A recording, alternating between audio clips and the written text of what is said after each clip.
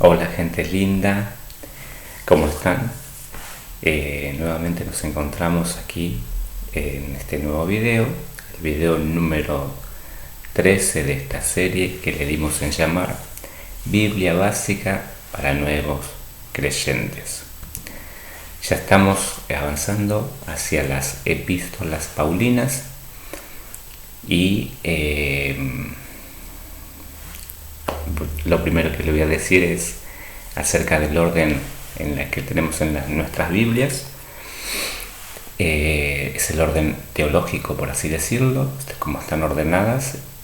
Tiene que ver el interés en que están ordenadas, más que nada una cuestión teológica más que cronológica. La primera carta que ustedes tienen es la carta o epístola a los romanos. Básicamente podemos entenderlo así: la carta que Pablo escribe a la iglesia que está en Roma. Así sería el asunto. Son 13 cartas paulinas y lo que vamos a ver es el orden en que se encuentran nuestras Biblias. Primero dijimos Romanos, en segundo lugar primera carta de Corintios, o sería la primera carta que Pablo escribe a la iglesia que está en Corinto.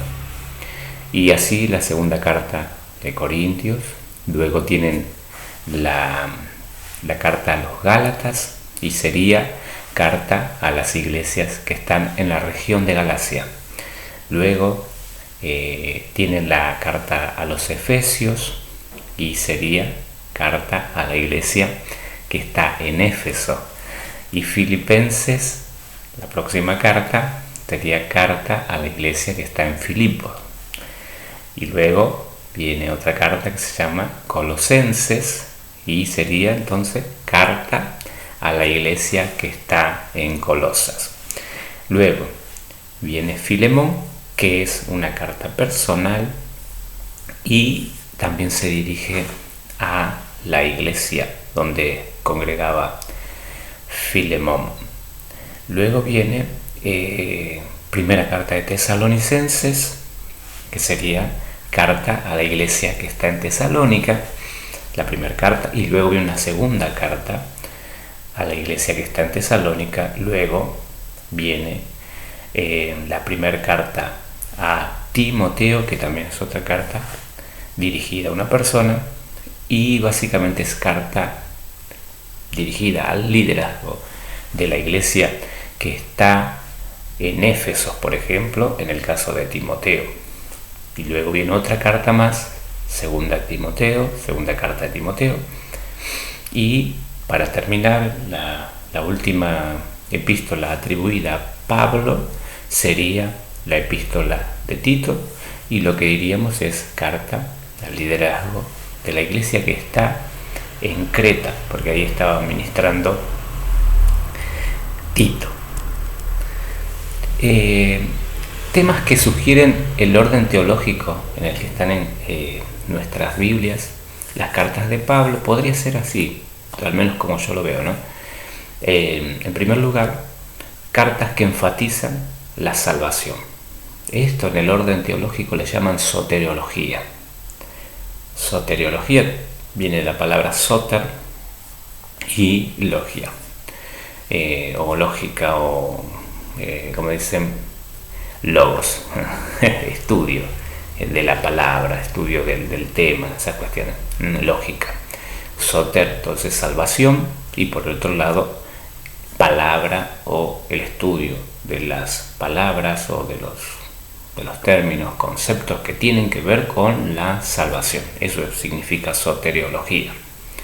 Así como hablar de teología, estamos diciendo teos, Dios, y logía, nos estamos refiriendo al estudio, las palabras que nos comunican algo sobre Dios. Entonces, básicamente todas las personas que aman a Dios, todas las personas que son iglesia de Dios, son pequeños teólogos, aunque no les guste decirlo así, porque estudian sobre la persona de Dios. Entonces, las cartas que enfatizan la salvación, en el caso de las cartas paulinas, tenemos la epístola a los romanos, importantísima epístola para estudiar, la primera y segunda carta de Corintios y la epístola de Gálatas, en ese orden, ¿no? Romanos, primera y segunda carta de Corintios y Gálatas. Luego tenemos otro tipo de cartas que enfatizan más que nada la iglesia, la doctrina de la iglesia, lo que es la iglesia. A eso en el orden teológico o lenguaje teológico, por así decirlo, le llaman eclesiología.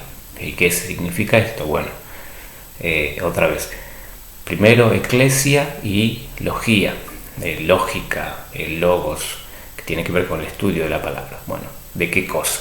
¿De qué cosa va a estudiar? De la eclesia. Eclesia es el término o de donde sale nuestro término iglesia.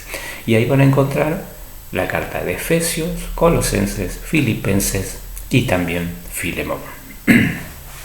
Luego tienen cartas que enfatizan la segunda venida de Cristo. A esto le llamamos eclesiología. Escatología. Eclesiología. Escatología. ¿Qué significa esto? Dos palabritas, escato y logía. Escato significan las últimas cosas o lo último. Escato tiene que ver con la doctrina de las últimas cosas, y la logía, como dijimos recién, en esto que estamos hablando, teológico, soteriológico, eclesiológico, ahora es escatológico. Bueno, ¿qué es esto? Es el estudio que tiene que ver con las cosas futuras. La segunda venida de Cristo. Estas cartas serían la primera y segunda carta de Tesalonicenses. En cuarto lugar, tenemos cartas que enfatizan aspectos del liderazgo de la iglesia. Y estas se les llaman pastorales directamente, que tiene que ver con el liderazgo de la iglesia. Y ahí tienen primera carta y segunda carta de Pablo a Timoteo y la carta que le escribe a Tito. Entonces ahí tenemos 4 grupos, por así decirlo, como están ordenadas en nuestras Biblias, como lo tenemos ahí presentado, ¿no? ¿Cómo es? Bueno, tiene Romanos, primera y segunda de Corintios y Gálatas, hacen énfasis en la salvación. Queremos saber un poquito más de salvación, vamos a estudiar esas cartas.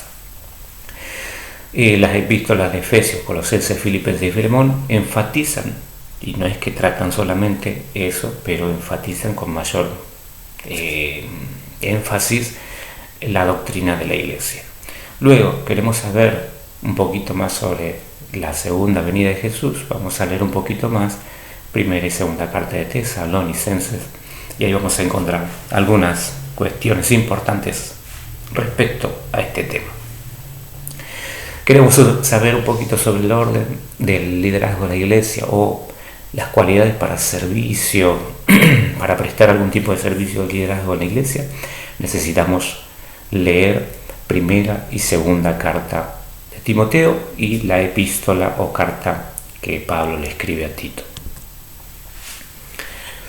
En cuanto a las epístolas de Pablo, podemos decir lo siguiente. Pablo, apóstol de Jesucristo, escribió 13 de las 21 epístolas del Nuevo Pacto. 13. Es decir, aproximadamente el 60% de las epístolas. Bastante. Recordemos que tenemos 27 secciones en el Nuevo Testamento, o Nuevo Pacto, Nueva Alianza, y 13 de estas 27 porciones las escribió Pablo. Entonces, hay que estudiar un poquito acerca del personaje llamado Pablo, o quién era el apóstol Pablo, y ahí vamos a tener que conectar algunos datos. La información básica la encuentran en el libro de Hechos, ¿no? Algo sobre la vida de este personaje importante del Nuevo Pacto lo podemos obtener al leer el libro de Hechos. Desde el capítulo 7 hasta el capítulo número 28 vamos a encontrar mucho de este personaje. También en las mismas cartas de su autoría se puede llegar a saber algo de él. Por ejemplo, en las 3 epístolas usted va a tener, o vamos a tener, un pantallazo respecto de la persona de Pablo. Pero a nuestros fines sintéticos, como estamos haciendo, baste saber que era de origen judío primero, sus raíces judías lo formaron como un erudito del antiguo pacto, sabía muchísimo. Hoy podríamos hacer una equivalencia respecto a su conocimiento como un doctor en leyes, un doctor en filosofía y letras. Por causa de su celo, por lo que creyó sobre ese antiguo pacto, persiguió hasta con muerte a la naciente Iglesia de Cristo, pensando que de esa manera servía a Dios. Eso es importante saber a veces, como cuando creemos que estamos sirviendo a Dios y perseguimos a la Iglesia. En su carrera de servicio de persecutor de la Iglesia, le salió al encuentro el novio de esa Iglesia, es decir, Cristo Jesús. ¿Qué pasó? El tipo estaba persiguiendo a la novia del Rey Jesús y salió al encuentro el novio de este Pablo, y en ese encuentro Jesús lo transformó en una nueva persona y ahora lo levantó como un ferviente defensor de la amada Iglesia de Cristo. Se transformó de perseguidor, Dios en Cristo lo transforma y ahora se transforma en una especie de protector de esta iglesia y va a traer las doctrinas más reveladoras del nuevo pacto respecto de lo que es esa iglesia que tanto persiguió. Así las cosas, las cartas que Pablo luego comenzó a escribir a la amada novia de Cristo, en nombre del novio mismo, como si fuese el novio mismo, le dictaba, o así decir, le informaba sobre lo que tendría que comunicar a cada iglesia. Entonces tenemos que sus epístolas, sus cartas a las iglesias hacen énfasis en 3 cosas puntuales, y no es que hace solamente énfasis en eso, sino que es lo más importante, que la persona de Cristo, el Evangelio de Dios y la iglesia de Jesucristo. 3 cositas para tener en mente. Cristo Jesús, que es el novio de la iglesia, el amado, sin embargo, el Salvador, el que resucitó y el que ha sido glorificado, el soberano, la imagen de Dios. Son conceptos que el apóstol Pablo comienza a hablar muy enfáticamente respecto de la persona de este Cristo que le salió al encuentro. El misterio de Dios en el antiguo pacto, de eso habla. ¿Cuál es? Es que Dios tiene un hijo y ese hijo se llama Jesucristo. Entonces, ¿queremos saber más de Cristo? Las epístolas paulinas nos ayudan a conocer más de nuestro amado Jesucristo. ¿Por qué les invito a leer? Porque tenemos que insistir en leer las epístolas de Pablo, porque hablan de nuestro amado Jesucristo. En segundo lugar, las epístolas de Pablo hacen énfasis en el Evangelio de Dios. ¿Qué es Evangelio? Buenas noticias, las buenas noticias de Dios. Primero, que Dios tiene un hijo y que ese hijo ama también a su iglesia. Las buenas nuevas del novio de la iglesia, que es a su vez el rey del mundo. El novio de la iglesia es el rey del mundo. ¡Qué noticia maravillosa! El rey del reino de Dios. Su reino, su dominio y su gloria, entre otras cosas. De eso habla el Evangelio de Dios. ¿Queremos saber de qué se trata el Evangelio de Dios? Las epístolas de Pablo nos ayudan a comprender mejor el Evangelio de Dios. O sea que, ¿qué quiero decir? Hay más Evangelio explicado en las cartas de Pablo que en los mismos evangelios. Cuando uno lee los evangelios, tiene un panorama de la persona de Cristo que tiene cuerpo humano y hace las tareas en su dimensión humana. Dios se hizo hombre, se reviste de hombre y trabaja. Sin embargo, no nos deja claro a todos nosotros que estamos sin la cultura judía y sin la expectativa mesiánica, cómo es el Evangelio, de qué se trata. Sin embargo, las epístolas de Pablo nos ayudan a entender este asunto. Luego tenemos otro tema muy importante en las epístolas de Pablo, las 13 cartas, y es el tema de la iglesia. El novio, el mensaje del novio y la novia de este novio maravilloso. El misterio de Cristo tenemos aquí, que el Hijo de Dios tiene una novia. Entonces, el misterio de Dios es Cristo. Y luego nos dice que hay un misterio también en Cristo, y ese misterio es su novia, su iglesia. Y la vuelve a buscar para celebrar las bodas del Cordero de Dios. Queremos saber sobre nuestra identidad como iglesia de Cristo.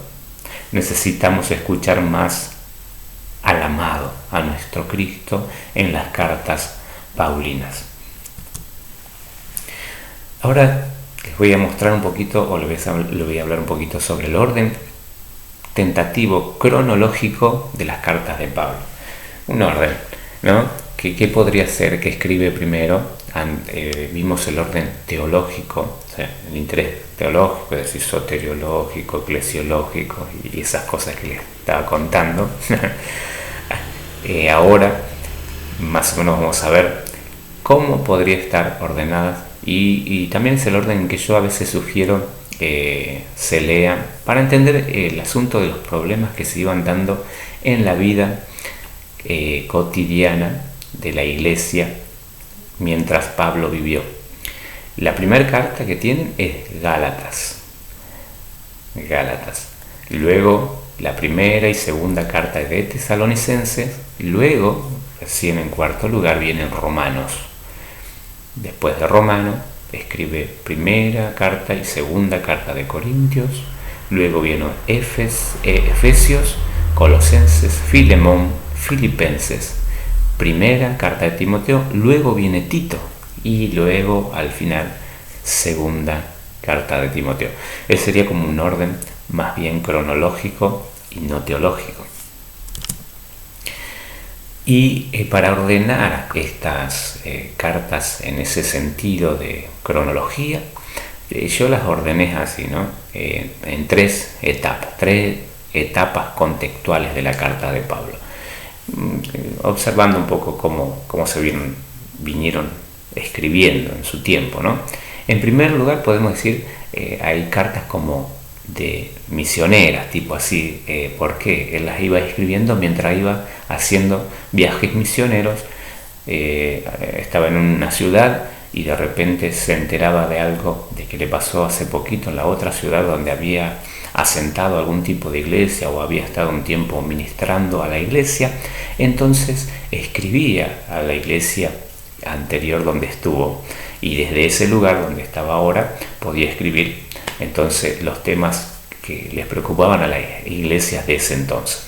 Entonces a eso le llamo yo en misiones apostólicas para difundir el mensaje del Evangelio. Esa es una forma de decir. Abarca un periodo de unos 8 años, desde el 48 al 56 después de Cristo, ¿no? Donde escribe cartas a la iglesia que estaban en Galacia, Tesalónica, Roma y Corinto. Así, estas cartas tienen una orientación más pragmáticas de los efectos del Evangelio. Hay actividades del Evangelio, hay velocidad, hay movimiento, cosas prácticas, cosas que resolver pronto en torno al Evangelio recibido y cómo vivir esta nueva vida que se planteaba en el Evangelio. Además de los fundamentos de los porqués de todo. Misiones y Evangelio práctico en la vida de la iglesia. Esto es básicamente esas cartas que les decía recién: Galacia, Tesalónica, Roma y Corintios. O sea, Gálatas, Tesalonicenses, Romanos y Corintios. Después viene otra etapa en lo que es la carrera del apóstol Pablo, y ahí va a escribir otras cosas. ¿Qué pasó? el evangelio era perseguido. Su evangelio, el evangelio de Pablo, fue muy mal recibido por algunos sectores de influencia en aquel entonces, y en especial el sector judío, que tenía mucha influencia obviamente en sus respectivos lugares. Y cuando Pablo llegaba con su doctrina de la fe solamente, de la fe en Jesús solamente para ser salvo, de la justificación, de la gracia de Dios y cosas así que eran muy sencillas para digamos, en cuanto a los que miraban los demás, el judaísmo tiende a hacer todo un poquito más trabajoso y hay cosas que aprender, y para ser como ellos, para ser un verdadero justo tiene que hacer muchas cosas, muchas obras de justicia, y recién ahí se puede determinar que sea justo o que no. Bueno, pasa mucho tiempo. Y sin embargo venía Pablo y dice, no, se trata de creer en el justo, es decir, en Cristo Jesús. Y ahí venían los problemas, ¿no? Simplificaba demasiado el evangelio, entonces venían sus atacantes a decirle, bueno, este hombre está predicando una cosa extraña, y ahí viene la persecución. Entonces eso le valió al tipo, a nuestro Pablo, que quede en la cárcel. Entonces desde la cárcel va a escribir otro tipo de cartas, y estaba en la cárcel pero por causa de predicar el evangelio. Cuando Pablo fue aprisionado por predicar el evangelio en Roma en el 61 y 62, escribió desde su prisión cartas a las iglesias que estaban en Éfeso, Colosas, Filipos, y una carta al hermano Filemón. Estas se llaman cartas de la prisión. Vimos recién cuando él estaba libre y siendo misionero, escribía, y había mucho dinamismo, había temas muy puntuales, cosas de la vida diaria, pero aquí está sentado el apóstol Pablo, se entera de algunos problemas, sí, es verdad, pero desde su reflexión, desde su tranquilidad, sin la actividad, desarrolla estas grandes cartas. Van a notar cuando lean Efesios, Colosenses, Filipenses y Filemón, mucha reflexión del apóstol Pablo. Pareciera como que si tienen algo muy diferente de las otras cartas que les mencioné hace ratito, que es Gálatas, Corintios, Romanos, Tesalonicenses. Hay más movimiento allí, aquí hay más reflexión, y eso también nos habla de algo, de los logros que podemos llegar a tener respecto de la reflexión de nuestro Jesucristo cuando estamos en movimiento o cuando estamos sentados, cuando Dios nos sienta o cuando Dios nos mueve. Bueno, entonces acá van a tener otro tinte en cuanto al contenido de esas cartas. A estas cartas suelen llamárseles cartas de la prisión por esta cuestión de que Pablo se encuentra en la cárcel. Son cartas más de tiempos de reflexión que de movimiento o actividad. Hay más doctrina de las realidades espirituales de la iglesia que de evangelismo. En las otras anteriores hay más evangelio, más movimiento. El evangelio es poder de Dios, por ejemplo, ¿no? ¿Qué es eso? Después presenta a Cristo, sabiduría de Dios y poder de Dios y cosas así que uno dice, bueno, ¿qué tiene que ver eso con la vida diaria, con la actividad y el movimiento del evangelio? Cuando el evangelio va avanzando y va transformando las personas, y las personas se encuentran con una nueva vida, una nueva realidad, y ahora ¿cómo hago para vivir todo esto que me está sucediendo? Eso pasa en la parte misionera. En la parte esta de las cárceles, más bien reflexiva, que quiere decir también que la iglesia está creciendo.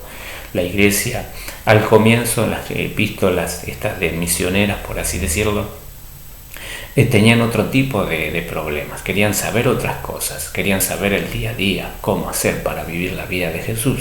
Aquí es lo que ya estamos en Cristo, lo que somos en Cristo, qué es lo que tenemos que reflejar como personas que van creciendo.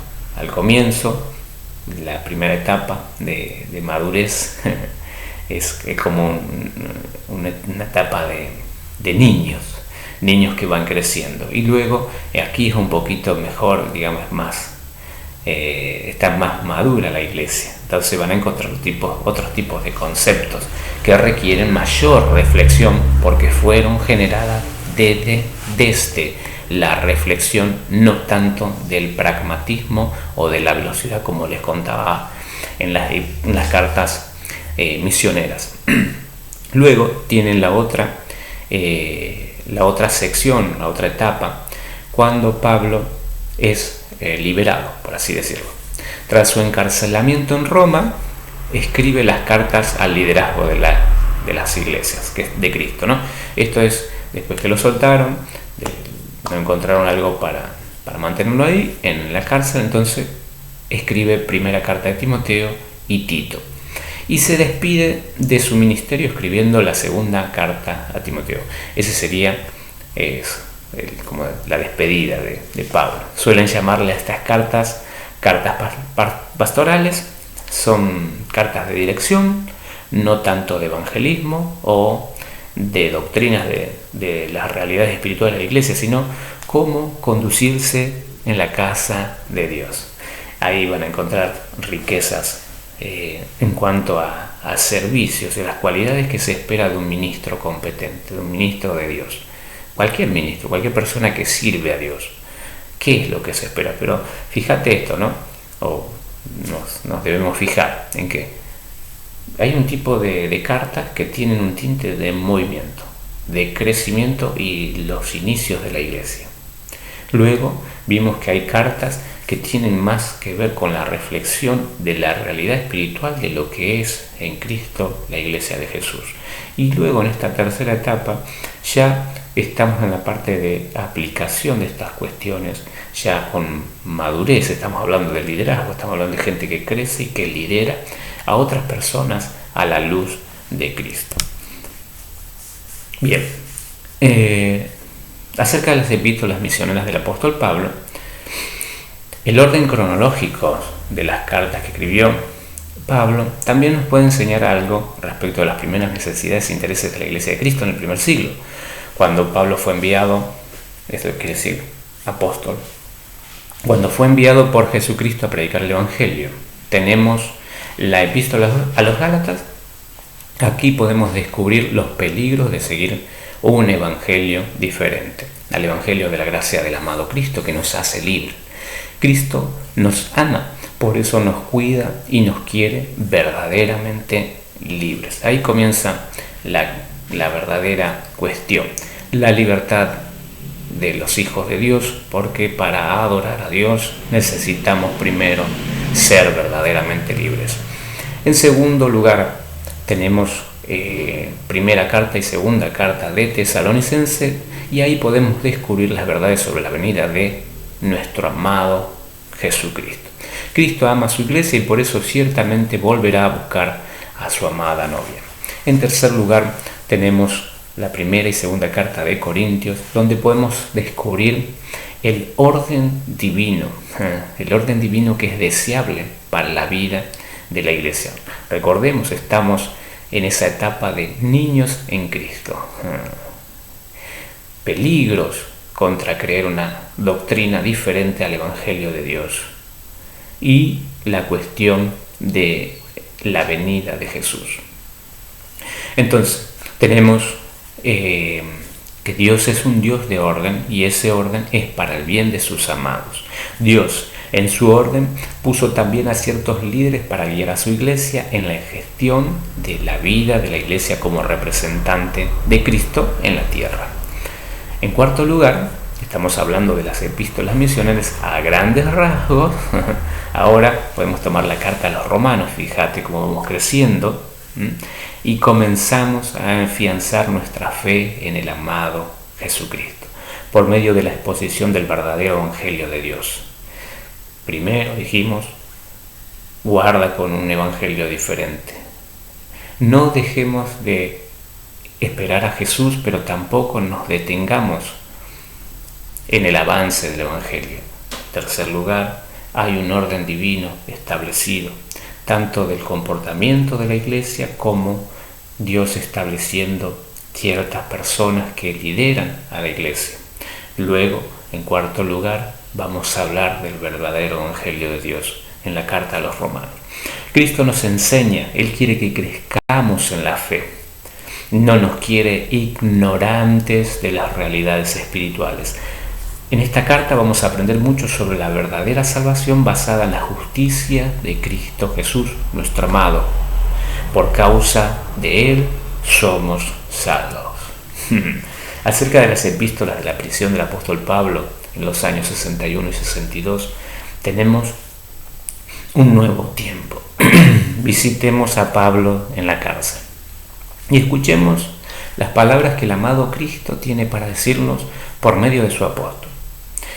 Efesios nos habla sobre las realidades espirituales de las que goza la iglesia de Cristo. Por causa de la obra que Cristo mismo hizo, nos habla sobre la posición exaltada de Jesucristo y por su causa la posición exaltada de la iglesia, que está en Él.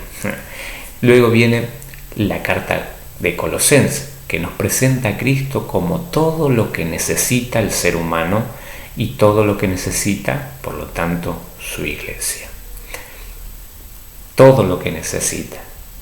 En Cristo Jesús, la iglesia está completa. Dijimos recién, la iglesia en Efesios nos dice, la iglesia está exaltada con Cristo, en Cristo. Y acá dice, todo lo que necesita la iglesia está en Cristo Jesús. No necesita nada más ni del cielo, mucho menos de esta tierra. Todo absolutamente se encuentra en Cristo. Luego viene la carta a Filemón, que nos desafía a vivir el amor de Cristo en la vida diaria, expresando en el perdón inmerecido, expresándolo en el perdón inmerecido. De eso trata esa carta. La libertad inmerecida, la genuinidad en la amistad y el servicio mutuo por amor a Cristo. Luego viene la carta de Filipenses, que nos habla sobre el verdadero gozo de la salvación.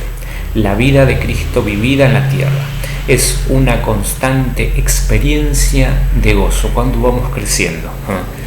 Mira el orden interesante en que están puestas estas cartas. No está hablando de la posición exaltada de la iglesia, dice, wow. Luego dice, la iglesia está completa, no necesita nada. Y luego dice, puede expresarse en amor y de esa manera dar a conocer a Dios, porque Dios es amor. Y luego dice, hay una expresión de gozo que tiene que ver con todo esto. Posición exaltada, está completo y puede transmitir a Cristo de esa manera. ¿Cómo? De la forma exaltada.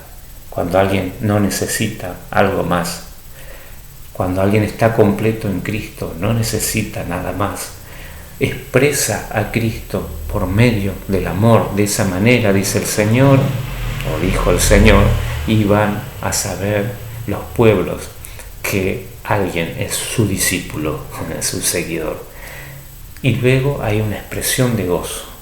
Cuando alguien se siente en Cristo, completo en Él, expresando a Cristo, viene esa sensación y esa seguridad, ese estado permanente de gozo, y la vida de Cristo se puede expresar. Esta vida de Cristo entonces es una constante experiencia de gozo, incluso frente a la adversidad, hostilidad e incomprensión del mundo donde está la iglesia. Nos enseña que si nuestro vivir es Cristo, todo es posible en Él, porque Él es quien nos fortalece. La vida de la iglesia es la vida de Cristo.